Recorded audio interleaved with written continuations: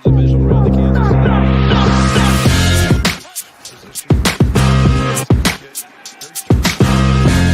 Mahomes down.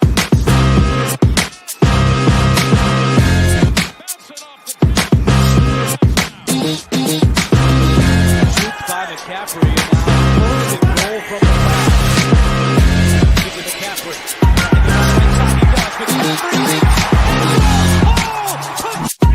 Third and 4. Rodgers to throw. Lofts it to the near side. It's caught for the touchdown to Punt.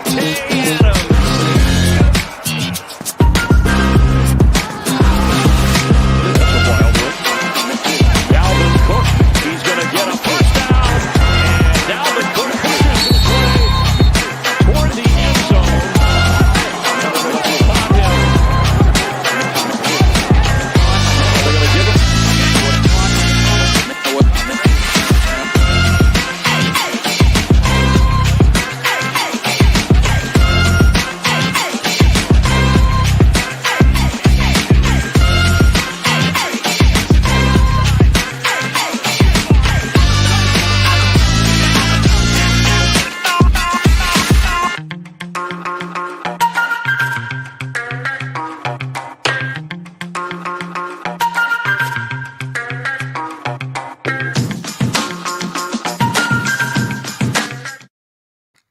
What is up, everybody? Welcome to DFS, no punt intended, right here on DSM Media. This is your home for all daily fantasy sports talk. Football week 3 is upon us. I am Phil Stiefel, as always, joined by Jason Sullivan. We got our buddy from Fairway to Heaven, Hunter, at Huntman10, joining the show. His first time. We're going to see if he knows anything about football. We know his fantasy golf knowledge is mediocre. It was good enough to earn a shot at some football talk with us. Heck yeah. Hey, I mean, I'm not going to argue with your mediocre to take there. So, no, I think I've probably been playing fantasy football, 5 times longer than I did golf. So, Okay. We all love football, so it's not like it's. we all got our start in fantasy football. Well, actually, I did not. I got my start in fantasy baseball, but we've all been playing fantasy football for a very, very long time. Jason, how's your DSM fantasy football team going? 1-1. Not as good as yours. I'll be honest with you. Not as good as yours. 1-1's not bad. Listen, I had a bounce back week. Rough week 1. Got everything figured out. Week 2 came back. 1-1. Chasing Phil though. Yeah. Just so you know, I'm 2-0, and I'm going to totally jinx myself right now. Through 2 weeks, which is 90% of the year, so that's all that counts. The first 2 weeks is all that counts. I am the highest scoring team through 2 weeks. Just so you know, that's all that matters. By far. Too. Yeah, by far the highest scoring team through 2 weeks. All right, so we're here live on Facebook, Twitter, YouTube, all that stuff. So make sure you click and share, retweet, all that stuff, everybody. And this is a daily fantasy football show, but we are here to answer your start 'em and sit 'em questions as well. If you got a question this week, a tough decision that's coming up, just pop it in the comments section. We'll answer it live on the air. We'll just stop whatever we're talking about. We're going to break down our stacks this week. We got some and our locks of the week betting wise.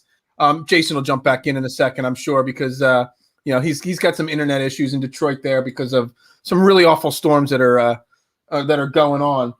But so Hunter, since it's just me and you now, it's the two best looking guys on the show. We're going to dive into. So my first question for you is, and I'm not sure how you're looking at it, daily fantasy injuries are always an issue. And, the guys that are injured this week going into this, this upcoming week of games, not necessarily super important for fantasy, but they can affect certain plays and all. So obviously Tua Tagovailoa has already been ruled out. Andy Dalton has already been ruled out. You got Carson Wentz and Big Ben. Both are questionable, but, it doesn't seem like Carson's going to play. Specifically, I want to start with Andy Dalton because of the Justin Fields aspect. How do these injuries affect how you're going to look at those games? And specifically, does Justin Fields add or hurt any value there, with some of those, the Allen Robinsons and the other guys on that team? Yeah, I think you bring up a great question right away. I think the Justin Fields question this week is one that all fantasy owners have to at least consider when making their lineups, because it's just way too cheap. We don't know much about Justin Fields here in the NFL yet. Obviously, he had a couple plays in week 1, and then was in there a little bit last week. But 5.2K, I think, you bring up a great point. It's those injuries that we have to look at. I think Fields, I'm really iffy on him. I do think the field is going to be pretty overweight on him, just ownership-wise. And I love the rushing upside that he brings as well. I think that's a great point. Jason, we're just kind of talking about Justin Fields and just how the injury to Andy Dalton kind of impacts not just Andy Dalton, but just injuries like that kind of impact your decisions on Justin Fields is only basis. $5,200 on DraftKings. I mean, that's super cheap. And, everybody that's watched the show knows that I've been very high on Jalen Hurts because of the running aspect. I mean, Justin Fields is faster. He's, maybe not as good of a passer. Maybe he is. We just don't know. But you got Allen Robinson, first off, who's a stud wide receiver who's done pretty much nothing so far this year. The injuries this week to quarterbacks are really going to make some tough decisions. You know what I was thinking about too with him is those are all great points. I think the same thing with Fields. The person that's the most interesting for me, and I don't know if you guys already mentioned this, was Allen Robinson. His value has been kind of bad. I mean, Dalton's terrible. So Allen Robinson's value hasn't been very good so far this season, but I'm excited to see Robinson and even Mooney with Fields playing this week. I think it's a good point. Now, the one thing sorry, Phil. No, go for it. Yeah. You bring up a good point with Allen Robinson, and I think there are some decent skill guys around Fields. But my one big concern that I think everyone is forgetting about is Matt Nagy is still their head coach. So I'd really like to just kind of wait a week to see how he fits in that, in the offense, just how they use him. I'm really interested to see how that goes this week. And look, the Browns defense is not bad, but they're not really good, obviously. So I'm really curious to see where his ownership percentage, Justin Fields that is, stacks up, because at 5,200, you start a lineup with him and say Allen Robinson. I don't know. You leave a lot of money on the table to have some really big name guys in it. I don't want to call him my value stack of the week, but it is something that is intriguing me a lot. Let's see. We got Jason checking in saying he's got a great, A-Rod, or Allen Robinson. He's got a connection with Fields in the preseason. Yeah, I mean, you can't really count the preseason to an extent, but yeah, you definitely could see something. He definitely has an arm, Justin Fields. He can definitely sling the ball. We just know that, Ohio State quarterbacks haven't had major success in the NFL very often. You guys know that being other State. Big Teners up there, rocking your Big Ten outfits there tonight. Yeah. You got it. Let's go. How many Big Ten references can we get in? All right, so Jason, while you were MIA for 3 seconds there, I also brought up the Tua injury. Carson Wentz, who Jason also checking in saying that he's in a really tough spot because he's in a 2-quarterback league, and he's got Tyrod Taylor and Wentz as his second and third option right now. That is not good. You might want to check the waiver wire there. That's a problem. Go get Justin Fields or go get somebody. But Big Ben also very questionable there. This early in the season, these question marks, do you stay away from some of these other guys on this team, like Carson Wentz, the Colts? Are you staying away from all the Colts because they have issues at quarterback right now? I think you have to, right? I mean, if Wentz plays, that's one thing. But if it's Jacob Eason, I think is the quarterback, backup quarterback. You can't trust him. Let's be honest. Yeah. So their weapons haven't really looked that good. Pittman's was okay last week, but for the most part, it seems like their offense hasn't been that good. And Taylor's kind of seems like he's struggling the most because of everything. So, I'm staying away from the Colts for sure. Yeah, okay. That's kind of my one rule in fantasy is just stay away from bad quarterbacks and most of the offensive pieces that go around. That's a good rule. Yeah. Yeah. Well, but I think it's a little trickier with Miami because Tua, and I already butchered his name once, so I'm just going to call him Tua. I can't say his last name very well.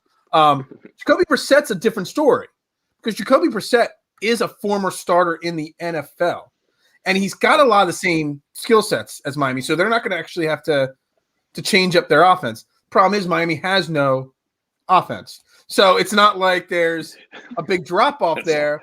But on the flip side of the equation, is Devontae Parker even on the team anymore? I don't even know. You know what I mean? Who are they throwing to there in Miami? So I think the injuries just reaffirmed to stay away from those teams this week. Yeah, agreed. I agree. Yeah. Okay. So the next thing before we jump into it, we're talking injuries. He's not an injured player per se, but everyone's jumping on the Falcons-Giants this week because it's going to be the week that Saquon Barkley breaks out. I struggle to come to that justification there. I struggle to think there's even a remote chance. I think it's going to take more time, and the Falcons aren't a good team. We know that. But on the flip side of the equation, neither are the Giants. So I'm not ready to start jumping on the Saquon Barkley bandwagon just yet. Are you guys?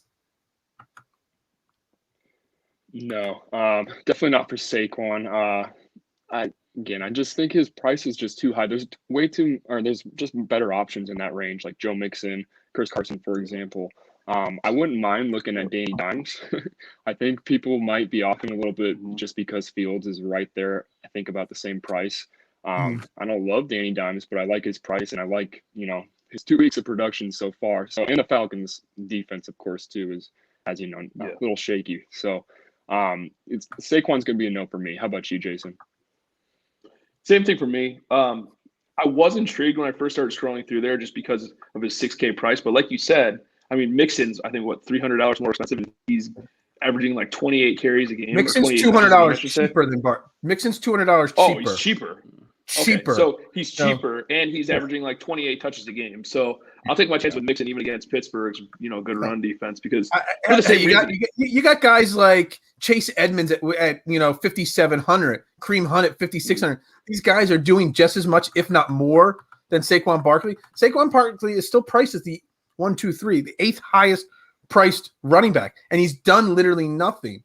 It's tough to buy into that hype at this point, in my opinion. Well, and the scary thing was last week, I think he only got 13 touches. So you can't pay $6,000 for a guy that's getting 13 carries or touches as a running back. Yeah. Not at all. All right, so let's dive into it. Hunter, I'll let you go first. We always talk stacks on this show. Our favorite stacks. I wrote down 3 games that I'm focusing in on. But if you had to pull one game that you think the most fantasy points are going to come to, that you're going to build your lineups geared around that game, what game are you zoning in on first? That's a great question. For me this week, even though it kind of burned me a little bit last week, I really think I'm going to go back to the Chargers again with Herbert, and still kind of decided on those wide receivers. Obviously, what am I thinking of? Who's the wide receiver one? I can't think of him right now. I can only think of Mike Williams. Keenan Allen. Yeah, Keenan Allen. Duh. Obviously, he's the popular player. Some people may have heard of him. I'm not sure. He's kind of he's a little good, yeah. But he's going to be kind of the popular play, obviously. He gets a lot of the target share. He's the wide receiver one, of course. But Mike Williams has really been playing well in the last couple of weeks. And I think maybe Keenan Allen could get some more attention on him from the Chiefs defense there. I just really like starting with the Chargers, maybe even throwing Eckler in there because I do believe the Chargers will be playing from behind, and I'm sure Eckler will get a bunch of targets. So let's just do this real quick. If you start a lineup with Herbert, Keenan Allen, and if you want to go with Williams or if you want to go with Eckler, say you go with Williams, you go with those 3 guys to start your lineup, that leaves you still with just over $5K to build out the rest of your lineup. It's not great, but it's not bad. It's a really strong start right there. Mm-hmm. Jason, are you liking that game or no? I do, yeah, for exactly the same reasons that Hunter mentioned. And I just had a slight observation that I was thinking about earlier today, and it's not even really a slight observation. It's just in general is it seems like in the NFL now you have to have 2 good receivers. Like every team that's good has 2 good receivers, and the Chargers are a perfect example of that. Mike Williams is really good this year, and this is the first week that his price has really reflected it. I think he's up at 6,100 this week. Mm-hmm. He's been in the 4s for the first 2 weeks. So he was almost a steal spot for 2 weeks in a row. And now he's priced up a little bit more. I don't know. Hopefully that'll scare people off him because like Hunter said, he's been really good. He's probably been better than Keenan Allen so far. So I like that stack a lot this week. That's actually the one game I love that game the most, but I don't know where to go because you could do double stacks there throughout the game. You could play a boatload of guys. I think that game could have the most fantasy points coming out of it this weekend. Whether you start with Patrick Mahomes and go with Keenan Allen and Austin, wherever you start pulling, you instead of having like a 3 or 4 person stack, you can conceivably take 5, even 6 guys, which is a lot to take from one game. But you can conceivably do that, and you're going to probably end up having to take some really cheap other options throughout your lineup. But I think it's a place where you could start your lineup and feel really comfortable going into the game. Yeah, I completely agree with that too. I think that game's the one knock with that game is I think it's going to be a super popular stack. Yeah, it definitely has. Oh man, Jason checking in saying Christian McCaffrey got hurt. There goes my season right there in fantasy football because I only have him as my number one pick. See, you jinxed it. Yeah, I know exactly. Christian McCaffrey hurt. I'm not even going to bring up his stack of the week that he likes. So he just ruined my night by saying CMC hurt. Yeah. I still think that even with the high ownership percentage, you could get away with a decent amount of lineups with KC, the Chargers, for sure. Yeah, like you said, it's not the cheapest stack that we could talk about, but I think there are some cheap options on the Chiefs that you could kind of run back, like Cole Hardman, for example, or Pringle. Yeah, it's tough to get those guys right. Look, the problem is with that is you just don't know who's going to be the guy that gets the ball. Like Pringle, right. we liked him in the offseason as a guy that might step up. He had 63 yards and a touchdown against Baltimore, but 6 yards against Cleveland in week 1. Yeah. So it's the boom or bust guy there, which you have to get your bust guys right to really jump up the leaderboard. But then Hardman, you go up $800-900 there. He's still 8 targets for 55 yards week 1 or week 2, only 3 targets week 1. So it's a tough call, but one of those guys is going to have a big game every single week. It's just which one. So, so he's not season ending. It's a hamstring injury for Christian McCaffrey. That kills me. It's probably very early in the game, which means that he did not accrue any points for me this week. But that sucks. I think he was 95% owned in Showdown too, at least. Was he? I did not put him. I only used him in one Showdown, and I did not have him as my captain's pick in any of them. So, that's fine. I hate taking those 95%ers when I'm doing that. All right, so I want to talk about the next stack. Okay, I don't even know who to pick in this game. I just know who the anchor of the lineup is going to be. When we pick stacks, I always look at the defenses, who are ranked as the lowest defenses, and always 2 teams are there, Detroit and Jacksonville, every single week. So I'm basically going with the Baltimore-Detroit game because I think Baltimore is just going to run all over Detroit, as every other team does. So you could pretty much just take Lamar Jackson and Brown and build your lineup there. And, hell, you can even throw Hawkinson in as your tight end if you have to. If you want to be fair to Detroit, I think Baltimore is going to run all over Detroit this weekend. Hunter, I'm going to let you go. We'll make Jason stew a little bit over that one there. I think that's a great call. Just thinking about game script too. I mean, I do think the Ravens are going to jump all over them right away. You look at the Lions' last 2 games, and they just were down immediately against the 49ers and were down big throughout that game. Had to pass the ball a ton. Kind of got back into it at the end. Packers game was the complete opposite. They were up 14 right away, and then eventually the Packers came back a little bit too. So can we touch on that parlay that guy had that he had to pick the freaking Detroit Lions, and then they jump out to that lead. That guy must have been counting his like, oh man, this is actually going to happen. Yeah. Damn, did you guys hear what happened? Did you guys hear what ended up happening? So his bet was a free bet from MGM, so he couldn't cash out of the bet. Well, MGM still yesterday gave him $122,000. They gave him how much? $122,000. That's not bad. That's actually very generous of them to do that. Cool. Yeah. I saw a lot of people posting that he should have hedged his bet by taking out a second mortgage and dropping 80 or 100 grand. But how are you going to come up with that money that fast to get that hedged bet done? So I guess from the story that they were talking about on the radio here is that he was looking for a financial backer, but he would have needed like you said, like $200K. So who's gonna pony up $200K to a guy they don't know for no reason? So it didn't happen. I agree. But he still got $122,000. So BetMGM does not have to do, and very rarely do you see, that kind of kind-hearted stuff out of gambling bookie sites like that and all, because they're all about making money and all. I was gonna say, that's still a marketing ploy. Yeah, absolutely. Because now everybody's going to jump from DraftKings over to BetMGM. What do we think of Cephas there, Jason?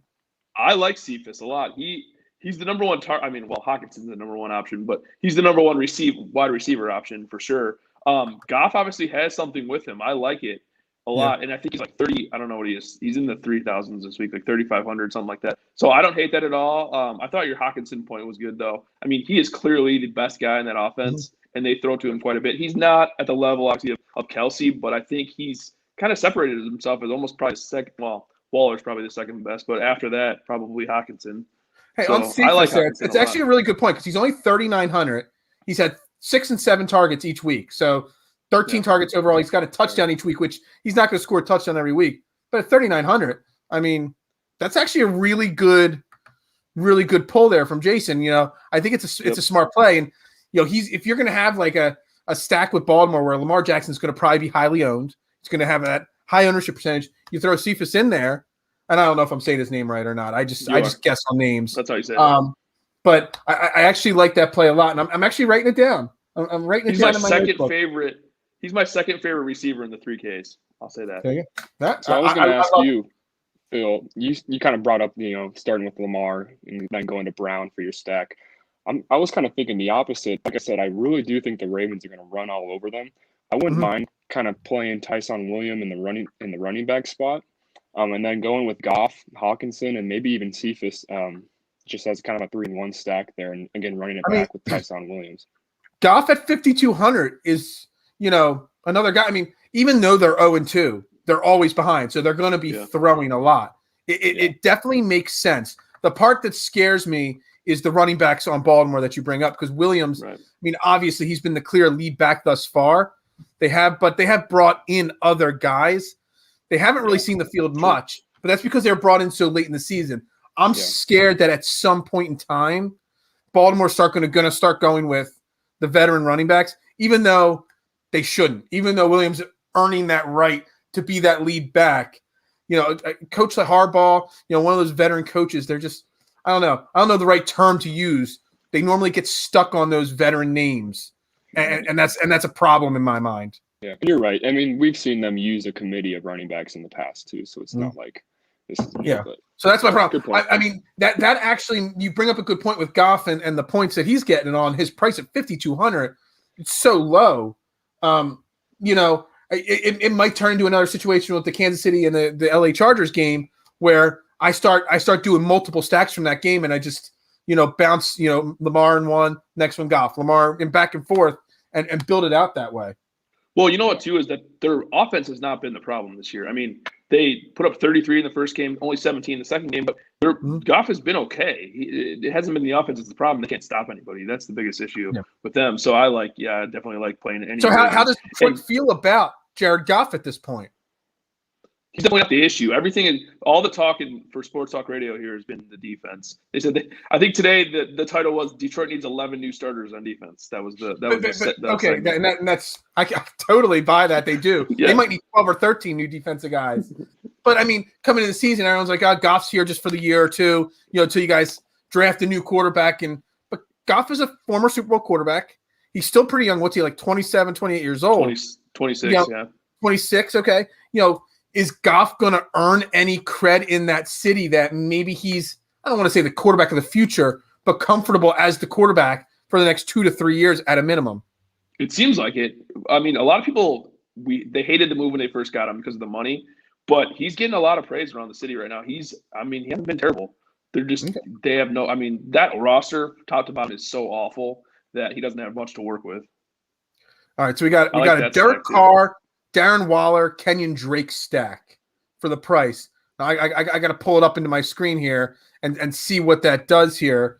But thoughts on the Raiders thus far going up against Miami? Not a good team.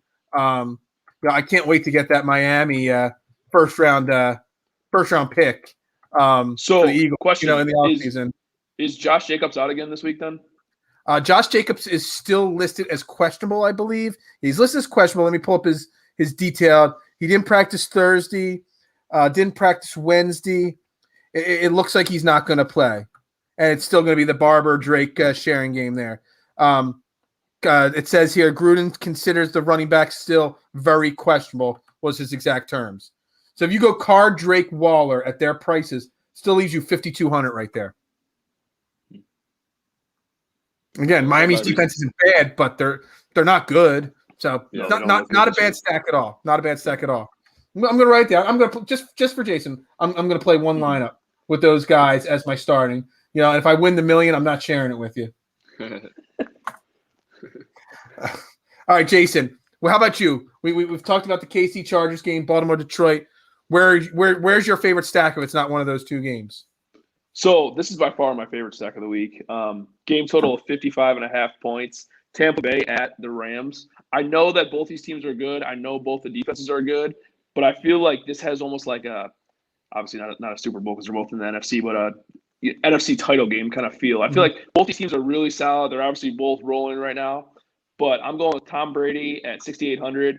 He has been unbelievable in the first two games of the season. It's just like he looks like he was playing 5 years ago. He's playing the same level right now. 5 and 4 touchdown passes. The biggest thing for me is that he's thrown the ball 36 and 50 times in the 2 weeks. So I like stacking him. I'm not 100% sure if Antonio Brown's going to play or not. He's on the COVID list right now. So I'm going to be stacking Mike Evans and Godwin with him. I know they're both kind of relatively expensive, 6,300 and 6,100, but I just feel like this offense is so potent right now, and if Brown's out, he's going to be thrown to these guys quite a bit. And then I'm going back on the other side with the chalk of the week, probably at Cooper Kupp, but 6,800 I feel like is way too low of a price for him. So obviously the stack's a little bit expensive, but I feel like it's very expensive. I thought you were going to go somewhere else with your fourth person, and I was going to counter that. Maybe you take out Evans and Godwin and put Kupp as the guy. That's because Kupp he's on my list of underpriced guys. He should be one of the two highest priced guys at this point on DraftKings, in my opinion. Oh, 100%. Yeah, he's the number one receiver in fantasy right now. So it leaves you 4,800 per. So I actually made some test lineups like you do just to kind of see. You're going to have to go obviously cheap on defense, cheap at tight end, but I feel like it's doable. So 4,800. If you go into the low 2Ks on defense, you stick to on tight end maybe in the mid 3K range, which mid 3Ks, you still got Hunter Henry, Austin Hooper, Dawson Knox, Jack Doyle, Johnson from New Orleans. You got guys that are getting some play. You could definitely fix that and make it work. I was just concerned with that game. I like that game, but I think everybody's jumping on the Tom Brady bandwagon. I was thinking more Matthew Stafford because he's having because of Kupp. I don't know. I think that's an option. And I think another option in that game is at some point, Robert Woods is going to break out instead of Kupp in a game, in my opinion, because he's that good and he's not going to get held. Kupp at the end of the year is not going to be that far ahead of Woods as he is right now. Well, and Woods is super cheap. I forget if he's 5,200 or 5,700. Yeah, that's really cheap for him. Yeah. And he had 9 targets in the last game. It's not like, Stafford's not throwing to him. So he's just throwing to Kupp. I mean, it's like he hits Kupp for 2 bombs every game, which kind of, sways it. Like you're saying, he's not that much better. Hold on, what did I just say? 9 targets, Wood? Yeah. Kupp only had 11 targets last game. Yeah. It just so happens he had 2 touchdowns last game. Yeah. So, exactly. So he's still looking both ways pretty close to equal. So 6,800 for Kupp, which is underpriced, to 5,700 for Wood. I mean, take out Mike Evans, leave Godwin in there. Brady, Kupp, take out Evans, throw in Robert Woods, and instead of 4,800, now you got 4,920. Doesn't sound like a lot, but it is a lot right there. Yeah. And that's what Jason's saying. Stafford, Kupp, Woods instead. I might. It's another game. I really feel like I'm going to be down to like 3 or 4 games, and all my lineups are going to come from those games because there's a lot of games that have that dual side, advantage in fantasy football this week. Yeah, I think that's a great point. You guys mentioned some of the cheap defenses. I think we have some great options down in the low 2K range to really help out with that average salary. So, well, I always look at the low defenses to start because that's where I'm like, all right, I look at the bottom 3. I'm like, all right, they're the teams you might want to stack. But on the flip side of the equation, you look at the bottom 3 defenses on DraftKings. Jaguars are last, going up against Arizona, but Arizona's going, West Coast, East Coast, which I never like that. The Lions, obviously, with Baltimore, but then the third cheapest defense is the Bengals at 2,100, going up against Pittsburgh. Pittsburgh's not that great of a team offensively right now. Big Ben's hurt. Those wide receivers that were breakout studs last year, Claypool, Deontay Johnson, and even Juju, are they really doing anything this year? Not really. So you could easily take a shot at Cincinnati's defense at 2,100 on any of these stacks. That just saves you a boatload of money. Am I off base on thinking that, or that was my sleeper of the week. That was my first play at defense when I looked at it. Yeah. It's like I want to play the Bengals defense this week. Yeah, mine too, easily. That are the Titans, I think. Just look at the two quarterback situations on both ends of those. I think the Titans are playing the Colts, right? I mean, Jacob Eason really doesn't scare me a whole lot. So no. Yeah. One stack that I'd like to ask you guys about, we haven't talked about yet. Teddy Bridgewater's been playing pretty well so far this season. No, you got a camera over my shoulder or something? Are you like reading my notes? Yeah. Somewhere, I think. Yeah. He's, like I said, very cheap option. I think a lot of ownership's going to go to Fields. And again, he could go off for 3 points this week. I could see Fields maybe hitting 10 too. I really don't know. So Bridgewater's cheap. And again, I think those targets are just so centered around Fant and Sutton. I really love just kind of stacking those three. My big question though is I didn't really I'm sorry. With Sutton and who else? Noah Fant. Noah Fant. Okay, gotcha. Yeah, I didn't hear that part. Sorry. Yeah, you're good. And then my main issue is I don't really know who to bring it back with on the Jets side, but I think that's kind of a nobody. Yeah, that's the hard part. I was thinking that's my hard too. Yeah. I see Teddy Bridgewater as a great play this week. I actually like Teddy Bridgewater a lot this year. I think he's a very underappreciated, underrated, and underpriced fantasy quarterback option. And that's one of those games where you don't necessarily, in my opinion, have to bring it back. Because, I mean, if you do, I guess Corey Davis at 5K. I mean, he is the Jets' leading wide receiver. But even that, he's had 12 targets. He's had one 26-point game and one 2-point game in fantasy points on DraftKings. I was going to say, too, Wilson looks god-awful, too. So that Wilson looks either. I could have told you that before the draft, that Zach Wilson is not an NFL-ready quarterback. He's somebody that needs to sit and hold a clipboard for 3 years, maybe. He's just not ready for that. But I love the Teddy Bridgewater. That was my value stack of the week I had written down here. So love Teddy Bridgewater. And I've actually been on Teddy Bridgewater pretty much every game this year so far. Awesome. Yeah, I love that stack too. I think so. I was debating the same thing too. There's two value stacks that I really like. That's one of them. And then the other one, Hunter actually mentioned pre-show, is Danny Dimes. He has been probably the best he's been in his career, which obviously isn't saying too much, but I mean, 29 and 22 fantasy points in the first 2 weeks. That's pretty solid for a guy that's consistently in the 5K. So I like him. He's looking Sterling Shepard's way almost every time he drops back. So Sterling Shepard has had 27 and 17 points in the first 2 weeks on 9 and 7 catches. So obviously he's zoning in on one guy for the most part. So I like those two guys, stacking them. And I also don't hate if Evan Ingram plays this week, which it sounds like he's going to play for the first time. 3,600, which kind of talking about value tight ends. I think that's a really good value as a tight end. I actually love this game on both ends too, because again, Matt Ryan, again, just like Danny Dimes.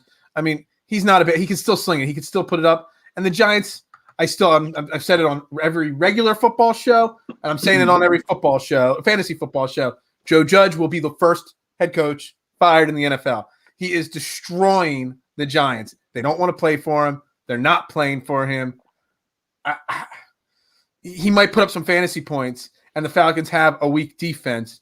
But if I find it really hard to put money on anything involving Danny Dimes. I just can't do it. And it's not my Eagles fandom. It's just I can't bet money involving Danny Dimes. I just can't do it. Yeah, agreed. Yeah. So, but again, I mean, it's a lineup. If you take Daniel Jones or Danny Jones, and then I don't know, go Sterling Shepard, maybe come back. If you Calvin go Shepard, Ridley, you can go Shepard, Ingram, and Ridley, and still have 55-40 left. So that's pretty solid. I mean, again, it's if Ingram plays, but that's a strong lineup. You just better really nail everything else because you're putting a lot of eggs in the basket of Danny Dimes. Well, and I feel like, too, with that stack, I feel like Ridley, he hasn't had a big game yet. He's had a lot of targets both games, but he hasn't had a big game yet. He's due to break out. He's not going to put up 53 and 60 yards every week. He's due for a big one. So 55-40. Let's take out Danny Dimes and put Matt Ryan in there. Now you got 56-20. Matt Ryan, is awful. I can't. You know how you feel about Danny Dimes? That's how I feel about Matt Ryan. All right. I just like you got a little rushing upside with Danny Dimes compared You to do. And that's actually, I always look at that for same game parlays. I go right to the if a Giants are in like my same game parlay zone, I look right at Danny Jones's his over under on rushing totals because he's sneaky fast. Nobody gives him credit for any of the rushing that he actually does. He might does. fall at the 5-yard line, but he's fast. Okay. Nobody, his shoe was untied, I guess, is what they say. Happens to the best of us. These cheap quarterbacks we've been talking about, Goff, Bridgewater, Danny Dimes, they're not the sexy pick at all compared to Justin Fields in that range. But I do think we've been talking about all these cheap quarterbacks. We haven't even touched on the top guys in Kyler Murray and Patrick Mahomes. Yeah. I'm curious on the ownership for Kyler this week.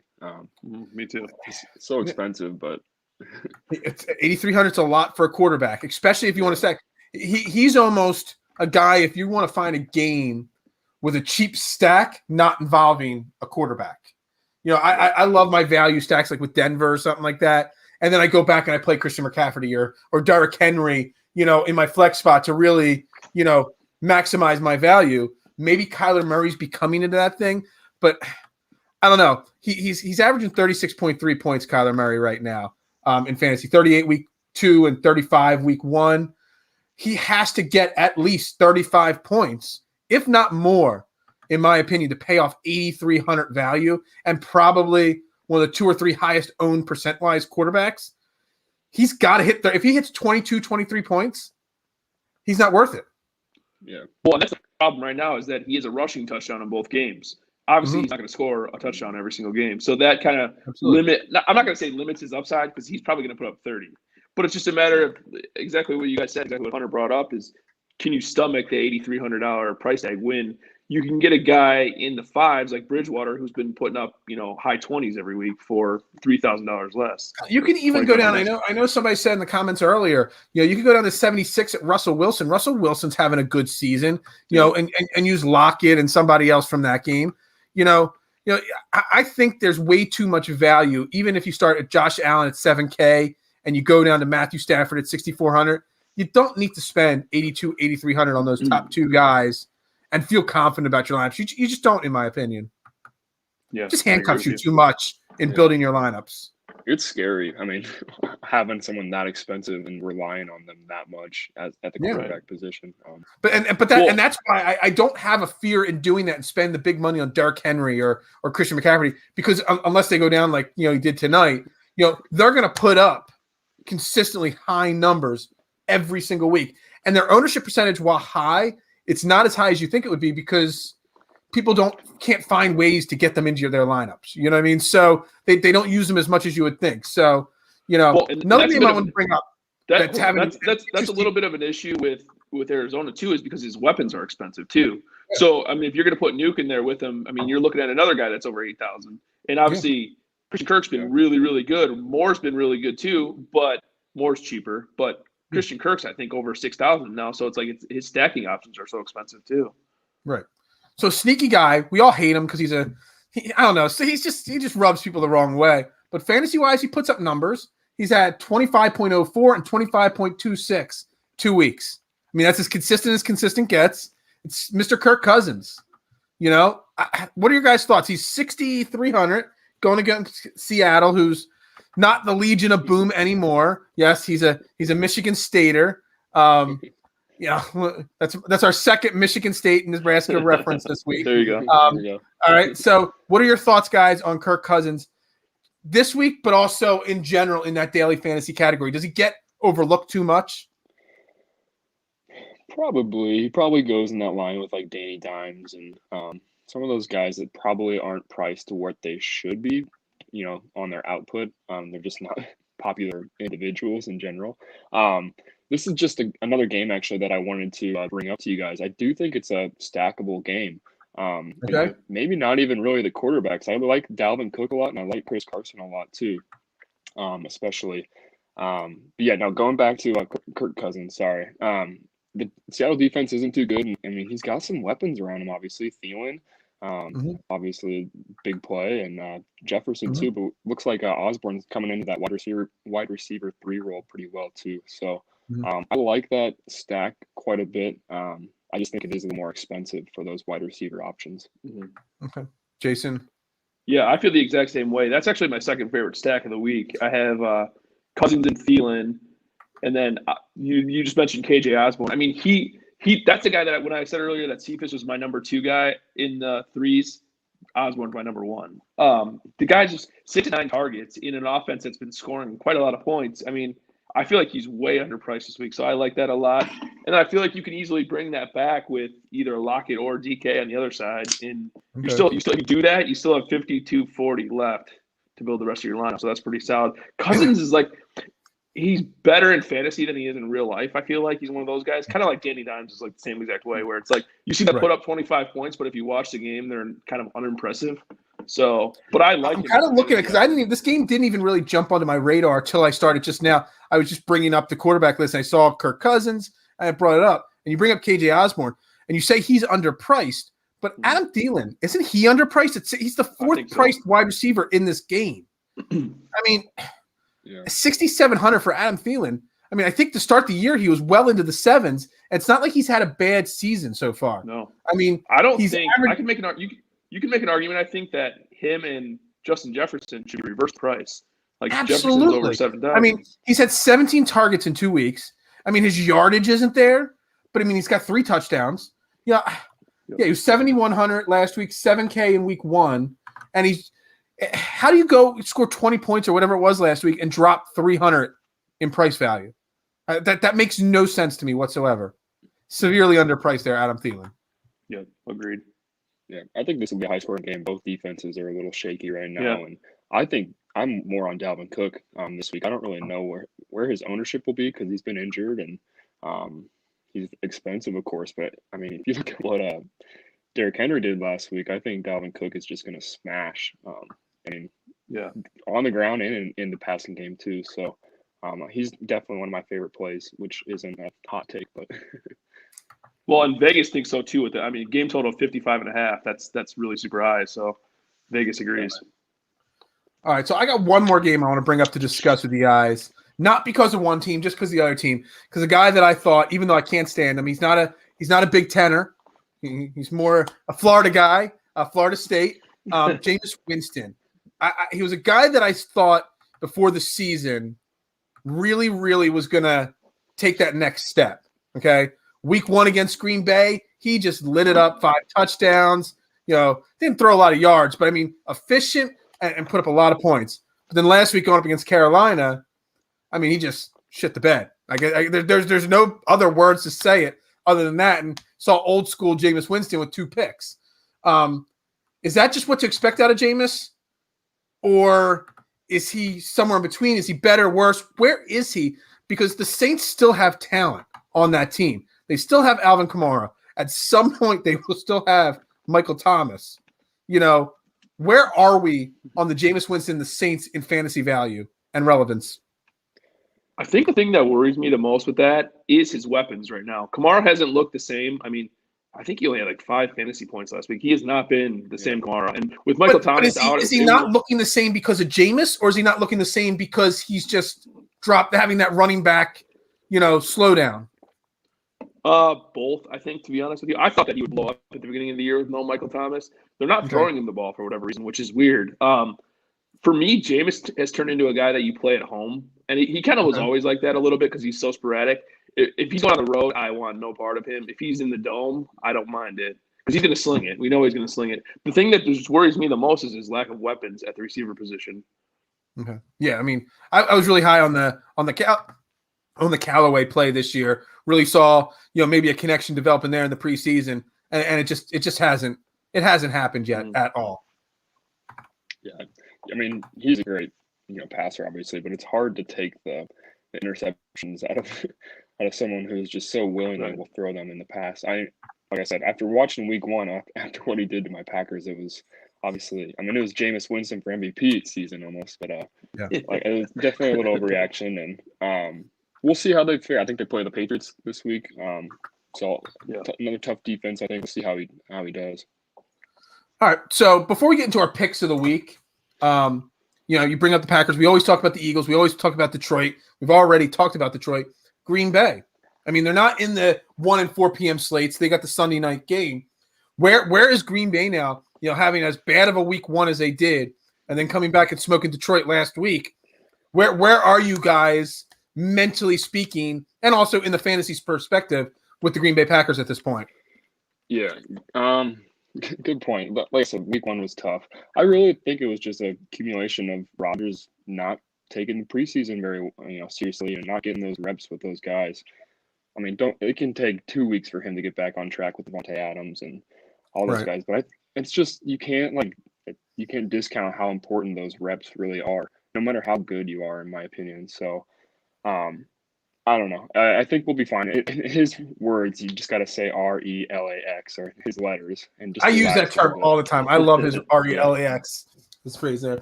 That's good. Yeah, I'm a little worried this week though. Going over to San Fran, he's had some bad experiences there in the last couple of years. Sorry. So I'm excited for that game. I really hope I don't feel how I did after the Saints game after watching. What I think is good for them too is that the NFC North still sucks. So you're kind of in a get right spot with you have the Lions, Minnesota's okay, the Bears are okay, but it's not like it's a murder's row in the division or anything like that. If he wins 10 games, games, they win that division. Yeah, for sure. Yeah. I don't think he's as motivated this regular season as he was last year in the MVP season. I think it's more playoffs mode for him. So we'll see. It was good to see Aaron Jones getting going again, and the offensive line looked much better. But again, it was the Lions. I mean, no offense, Jason, but I mean, it's just they need 11 new starters on that defense. Exactly. Yeah. I mean, they got me worried in that first quarter or so, but yeah. All right. So we always transition. I into betting a little bit. So before I talk about my picks of the week, I want to say, week 1, I had a great week fantasy. I did my research, had very good confidence. We had a great show. It's 3-0 on my locks of the week. Great week. Last week, obviously, I went to Cancun on Wednesday. I rushed everything because I couldn't bet after 6 a.m. on Wednesday morning. So I rushed my picks, rushed my lineups. My lineup stunk. Didn't cash in any of them. And I went 0-2-1. So the lesson for bettors and fantasy players out there, if you have a week where you're going to have to rush, just skip the week. Save the money. Yep. Don't waste it, because you know what? Let me tell you something. That was money thrown right out the all the profit from week 1. All gone. Yeah. Disappeared faster than my wedding ring left in the safe back at the resort. Yeah, I had to throw that out there. Throw that joke on live air. True story. Yes, my wedding ring is in Mexico still, while I am in Philadelphia. Yes, that is true. No. Yeah. At least it was yours and not your wife's. Yeah, mine's worth $300. My wife's is worth a lot more than that. So, luckily, that's the case and all. All right, so we'll start with Jason here. Jason, do you have locks of the week this week, betting wise? So here's the problem. I can't look at the internet right now because I do not have internet at my house at the moment. Okay. So you're going to have to say they tuned into social media to get your locks. Yes, correct. Well, tag at J Sully 2121 there. Yes. All right. How about you, Hunter? So I'm not too excited here either. I don't do a whole lot of bets. I focus a lot more on fantasy. But if I had to put one bet down this week, it's pretty easy for me to say this. It's definitely going to be the Nebraska money line. Ooh, that's going to be my lock of the week. Huskers money line. So what's the money line with the points? Couldn't even tell you what it is, but I'm taking it. So is Nebraska the underdog? Oh yeah, has to be. Yeah. Michigan State's favored by 3.5 right now. 3.5. That's it. That's not a big underdog. 3.5 is easy. Here's the thing about that. Here's the thing about that game too, is that spread seems fishy to me. I feel like Vegas is up to something. It's like Michigan State has looked a lot better than Nebraska, but obviously Vegas thinks it's going to be close, and Nebraska looked good last week against Oklahoma. So yeah, if it wasn't for that, how they did against Oklahoma, I'm sure that'd be at least a touchdown. But yeah, I do love that you bring up a good term there, because I know nothing about Michigan State and Nebraska, but when lines smell fishy, it's always so confusing whether they're trying to trap people into making bets or they're just misreading the game, because that's what I see with the Eagles game this week. The Eagles are 3.5-point dogs to the Cowboys, which it's the Cowboys home opener. The Cowboys almost beat the defending Super Bowl champions and then beat the Chargers, another good team, on the road last week. The Eagles on the other side, they beat the Falcons, who are an awful team, and they looked awful against the 49ers, who are an okay team, but it was the Eagles home opener. So a 3.5-point dog, it just doesn't seem like enough to me. Yeah. It feels like the Eagles should be 5, 6, 7-point dogs this week. And that confused. I never bet my home team. I don't like betting home teams when I'm doing it. But that line, it just tells me that maybe the Eagles have a better chance than I'm giving them credit for. Because I picked on my show last night the Eagles to lose to the Cowboys this week. Maybe I'm wrong based off of that line. Yeah. No. All right. I think that's a good point. Like I said, I'm really not an expert on the betting thing here. No, it's okay. I'd probably lean Cowboys with you as well. Yeah. If anything, I love the under because it's 51.5 points, and I just don't see the Cowboys or the Eagles scoring enough touchdowns to get to 52 points in the game. Yeah, I think that's a great point, or a great bet as well. All right, so I'm going to give you guys my 3 locks of the week, okay? And I thought about them today. It's the little bit of research I did today was on my picks. I want to go 3-0 again this week. Don't want to go 0-2-1. Want that 3-0. So lock number 1. Okay, if I can read my really, really crappy handwriting here. I got the home Raiders -4.5 over the Dolphins. Is that a good pick or a bad pick? Good pick. Yeah, great pick. I think so. I mean, we were talking about the quarterback situation with the Dolphins. I think that's a great strategy to look at this week. Is just bad quarterback situations. Yeah, absolutely. That's a weird spread too. I feel like that's a low spread for how good the Raiders have looked and how bad Miami has looked, and now they're playing without. See, I locked that in earlier in the week before Tua was ruled out. I don't know if that line has changed at all, but I locked that in like 2 days ago. So what would you say it was? The line 4.5. I don't know if it still is or not. I see that 4 right here on Yahoo. So it's gone down. Wow, that's even lower. That's even scarier. Yeah. Man. So sometimes locking in early isn't good. So so my next lock of the week, it's not a quarterback situation game. I got the road Seahawks -1.5 over the Vikings at home. Only reason why I'm saying is 1.5-point spread is basically a pick'em game. I think Seattle wins that game. I just don't think – I think they're just both teams are in that middle level in my opinion, but I think Seattle's just a little bit better. So I'm going to roll with Seattle over the Vikings. And I know it's going to disappoint you guys because you guys are all on the Danny Dimes train. I've got the Falcons +3 on the road against the Giants because I think the Giants are just trash. Matt Ryan is not going to lose 16 games this year. He's not going to go 1-16. He's going to win 3 or 4 games this year. The Giants are a team that he can beat. So I'm rolling with the Falcons +3. So I got Seattle -1.5, the Raiders -4.5, and the Falcons +3 this week because that's going to be 3-0. No doubt about it in my mind. God, that game's going to be so bad. That game is going to be terrible. The Falcons game? It really is. Yeah. God. No, I can't agree with you on that. I think it's going to be this amazing top 10 NFL game of all time. Danny Dimes versus Matt Ryan. You know, that's got Super Bowl written all over it. Oh, that's tough for me to even consider watching. I do like the Seahawks. I'm not going to watch it. I will watch 0 seconds of that football game. I will wait till after the game. If the red zone turns that game on, I'm turning the red zone off, okay? Yeah. I do like the Seahawks pick, though. Okay. You guys touched on it for a second. I want to give you guys the floor. You each get a couple minutes. Why is Nebraska going to win? And then Jason, why is Michigan State going to win? We're gonna close the show with a little college football talk here. Hey, do you want to build lineups or no? We're not building lineups? Oh shit! Oh shoot! Shit! Whatever. It's 10 o'clock. We can do it. I totally forgot about building lineups on the air. Can you even do that, Jason, with your computer situation? Listen, I'm going blind. You're going blind. I like All that. right, let me get this set up here. Well, while I set this up, give me your 2-minute warning why the Michigan State is going to win this game. Go ahead, buddy. Oh, why I wish Michigan I State's had gonna win this game? Oh, I was hoping you got tricked into that one there. I can probably even answer that too. I mean,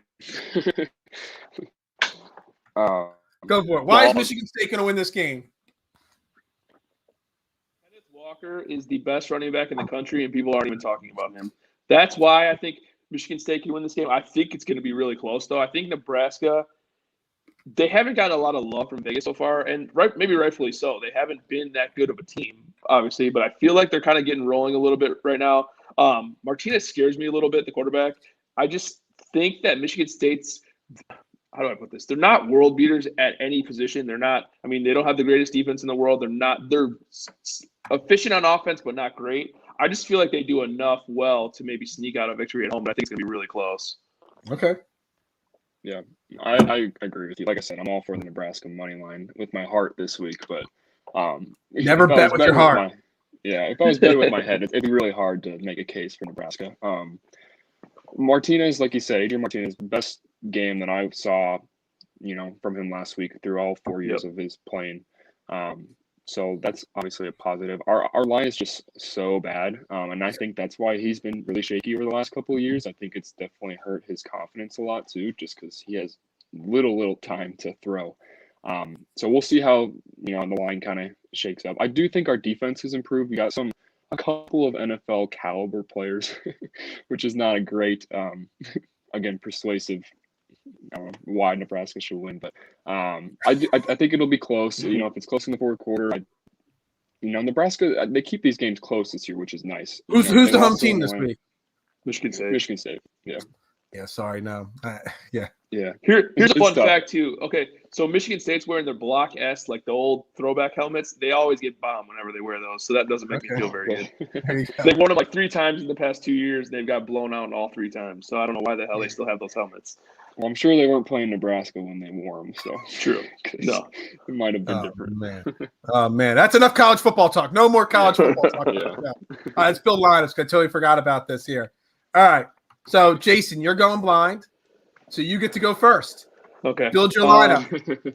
Which again, for those watching, we build lineups, then we go head to head or head to head. Since there's 100 this week, we enter it into a contest. We see who wins. Week 1, I beat Jason.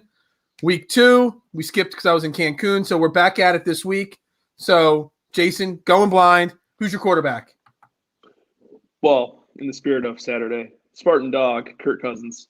Ah, No is way. there even a Nebraska quarterback in the NFL? Does Eric Crouch still play?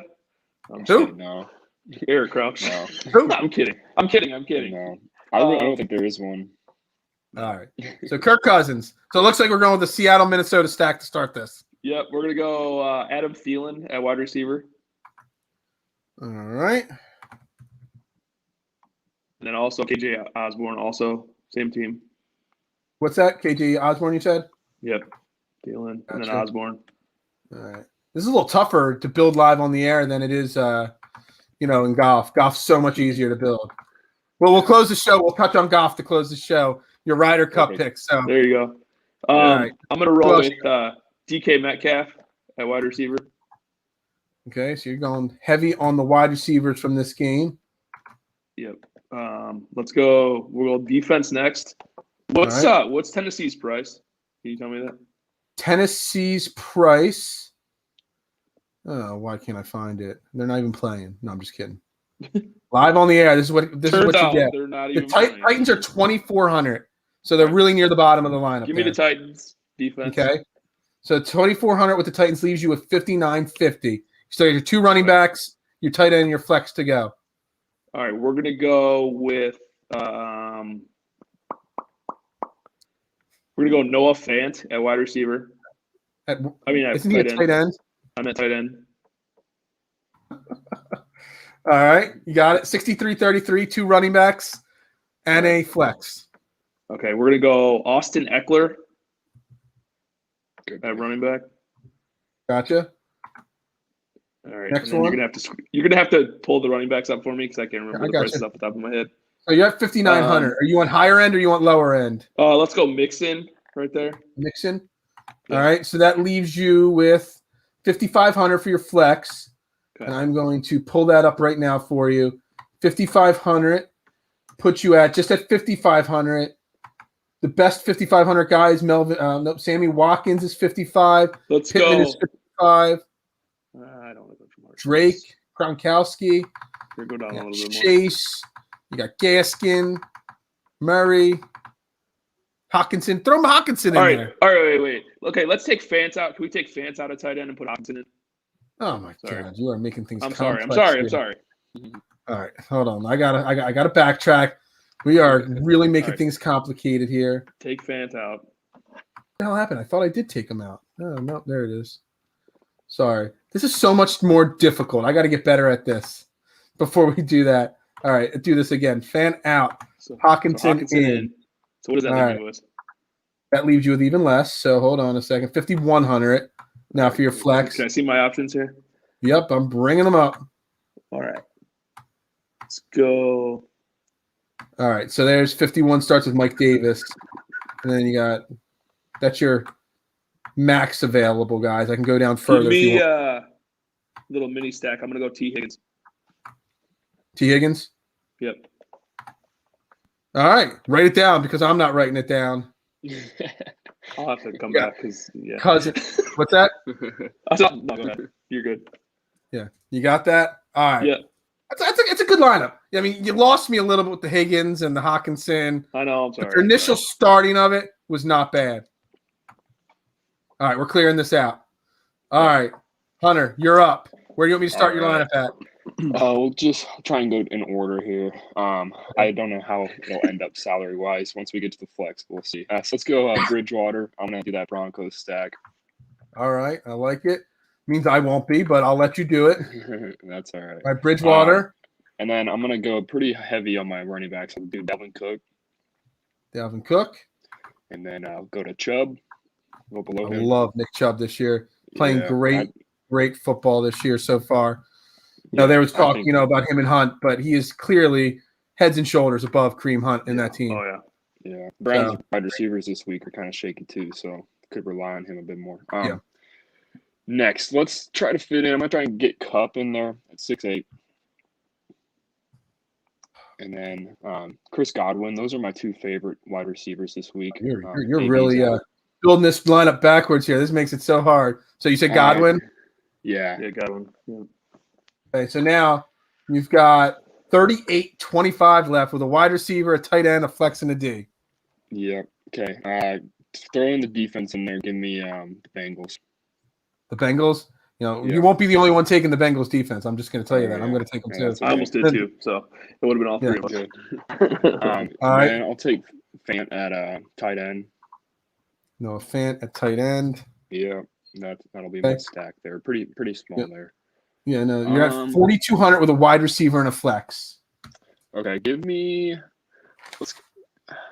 I'm in between two. Let's go. Cephas at 3.9. Man, what are you trying to do?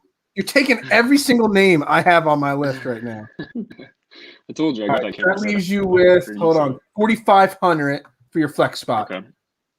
Let's see. I'm gonna have to pull this up. Go ahead. Like I said, go down here. So 4,500 starts with Felton, AJ Green. You got Coleman, Gallman, Freeman. You don't got much down here. Maybe Jr. Let's go. Can you switch? I see Ricky Williams down here somewhere. Can you switch out Cephas out for Osborne, and then that'll give you a little more. I'll be able to finish it with that then. All right, hold on 1 second here. So we're taking out Cephas. Yep. Come on, computer. There we go. Then we're going to go with Osborne instead. All right, so that brings you up a few $100. You got 4,900 now for your flex. If I have to, I could just pick one of those tight ends down there too. All right, you got Singletary, you got Pitts, you got James White, you got Williams, Marvin Jones, Patrick, Sony Michel. Got a lot of names down there. Let's go with Pitts. I think Pitts is due for a game here. A big game. All right. Yeah, you got this written down? Yeah, I'll be able to. I'll put one in right now. All right. I mean, you can always go back and rewatch the show at just past the hour mark and find it there as well. All right, so now you guys are taking You know what? No, you didn't take it. So I could start my lineup with Cephas since you guys didn't use him. We're gonna go with the Baltimore stack, okay? You would start with the Detroit Lion. That's I'm just saying. I am. I'm gonna beat you with Detroit because I'm gonna go Goff and Cephas to start my lineup, okay? But that is as gutsy as I can do. Yeah. And then we're gonna go Hawkinson too. I'm gonna stack in this team event here, this three-way contest. You must be I like that. 15. I haven't had a drink since I left Cancun, just so you know. I'm being good. We're gonna go defense. We're gonna go cheap. Yeah, I know. You go Lions defense, I'm out. No, I'm done. I'm not doing Lions defense. I want to go Bengals. I'm gonna copy. I'm gonna go with the Bengals as well. There, got to. That leaves me with 67-20. I still got a lot of spots to fill on my lineup here, so I'm really liking that right now. Man, that gives me so many options right now. We can go Chris Carson. We can go. We'll go Tavon Williams. That'll be my final part from that Baltimore Detroit mini or stack there. Leaves me with 7,100. We can go to wide receivers here. Can't not take Cooper Kupp. I know you already did, but at 6,800, that's a great play. Yeah. Let's keep it going down here a little cheaper. Actually, let's backtrack for a second here. I want to put my flex in. I got 7,300. If I take my flex now and add somebody that I want in here, see what that leaves me. So 14.6. If I take Derrick Henry right there. Come on, computer. Did my computer just freeze up? Oh, it didn't. It's still working. There we go. Still got 6K for my last wide receiver spot. Love it. Love it. Giving myself so many options here. Yeah, not Juju. Definitely not. Can't get Godwin in there. Oh, man, that sucks, actually. All right, we're going to go Cortland Sutton. All right, so there we go. Yeah. So we went with the Detroit-Baltimore game stack here. Goff, Carson, Williams, Kupp, Sutton. I'm actually going to take snapshots so I don't have to go back and watch this. I'm really going to try to have this written down here. So, yeah, let's do that. And then another quick picture right there. I'm good to go. There we go. I'll send you guys the email on how this how to enter this. We got we don't know. We did have somebody ask about the Christian McCaffrey injury. It happened while we were live on the air. We don't know much. My friend Jason did message on the air that he seems like it's a minor hamstring injury, but that'll kill my fantasy team because I have no backup depth at running back on my team. I just picked up Cordell Patterson today just to have a backup running back right now on my team. Surprisingly, with how much he's getting the ball in Atlanta, Cordell Patterson is only owned in like 12% of fantasy leagues across ESPN. It's kind of insane to think about that. Mm-hmm. Yeah. All right, guys. We got to wrap this shebang up here. This is DFS, no punt intended, right here on DSM Media. That DFS, no punt, and DSM. It's really hard to say both those things. We're here every Thursday night, 9 p.m. Yeah. We're just going to close the show with that. We'll be back next week. And I'll see you guys on Monday night for Eagles post-game live, Eagles aftermath right after the Monday Night Football game. Yo, guys, let's cash and make some money this weekend. Thank you to Hunter at Huntman10. We love you. Thanks for coming. Oh, Ryder Cup, USA or Europe? I mean, am I really not going to say USA here? I mean, I'm not going to say USA. I'm going Team Europe. I just if I was betting it, I'm taking Team Europe. So my lineups, because I did do a lineup. I think I've got one USA guy in my lineup, and that's Patrick Cantlay. Jason, what are you looking at? Europe. I hope I'm wrong. I'm obviously pumped for tomorrow, but I'm taking Europe. 7-2 this century. All I want is one round of Brooks and Bryson together. Yeah. Hey, did you guys see that Brooks said something about, or Bryson said something like, "Oh, just wait, stay tuned, something big coming," and Brooks is like, "I don't know what he's talking about." Hey, I didn't hear that one, but I heard Bryson say that we had dinner together and we hashed it all out. I would love to hear Brooks if that was true or not. Brooks said he didn't know what he was talking about. Yeah, they were sitting like tables across the restaurant. He's like, he just waved to him. They were at the Bryson, that was like, yeah, we're fixed. Probably. Oh man. Anyway, everybody have a great night. Thank you all for tuning in. DSM Media, follow, tap in, share this out. Hunter, Jason, I am Phil Stiefel. We'll see you next week at 9 p.m. Y'all have a great night and be